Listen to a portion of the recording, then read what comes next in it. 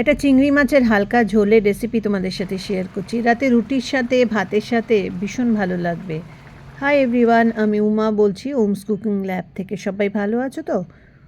বাড়িতে চিংড়ি মাছ আনলে তোমরা সেখান থেকে কিছুটা 10-12টা চিংড়ি উঠিয়ে রাখো, একদিনে রাতের খাবার হয়ে যাবে। চিংড়ি মাছগুলো সর্ষের তেলের মধ্যে ভেজে নিয়েছি আমি। এর মধ্যে ফোড়নে দেবো কালো জিরা আর কাঁচা লঙ্কা। যে যেরকম ঝাল খায় সেই হিসাবেই কাঁচা লঙ্কা দিতে হবে। চিংড়ি মাছটা একটু ভেজে নিতে হবে, বেশি গাঢ় না ভাজলেও হবে। কালো জিরা দিয়ে দিলাম। আর চিংড়ি মাছ বেশি ভাজলে কিন্তু শক্ত হয়ে যায়। আলু আর কুমড়ো আমি ডুমো ডুমো করে কেটে নিয়েছি, মানে যেরকম তরকারির হয় একটু বড় করে। আর নুন দিয়ে এটাকে একটু হালকা ভাজবো, এটা বেশি ভাজবো না। তারপরে টমেটো দিয়ে দিলাম 2-3টে, হলুদ গুঁড়ো দিয়ে দিলাম, ব্যাস। আর কোনো মশলা কিন্তু এতে ব্যবহার হবে না।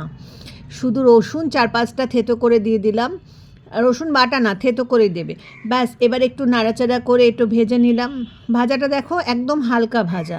ঢাকা দিয়ে দিয়ে রেখেছি যতক্ষণ টমেটোটাও একটু সফট হয়ে গেছে। তারপরে জল দিয়ে দিলাম পরিমাণ মতো, একটু ঝোল ঝোল হবে তরকারিটা।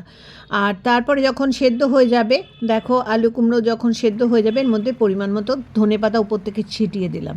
ধনেপাতা, চিংড়ি মাছের গন্ধ আর রসুনের গন্ধে না তরকারিটা ভীষণ ভাল লাগে। ভাত দিয়েও ভাল লাগে, রুটি দিয়েও ভাল লাগে। রাতে রুটি দিয়ে তো ভীষণ ভাল লাগবে। ঝটপট এরকম বানিয়ে ফেলো। আর ভালো লাগলে লাইক করে দিও ভিডিওটা।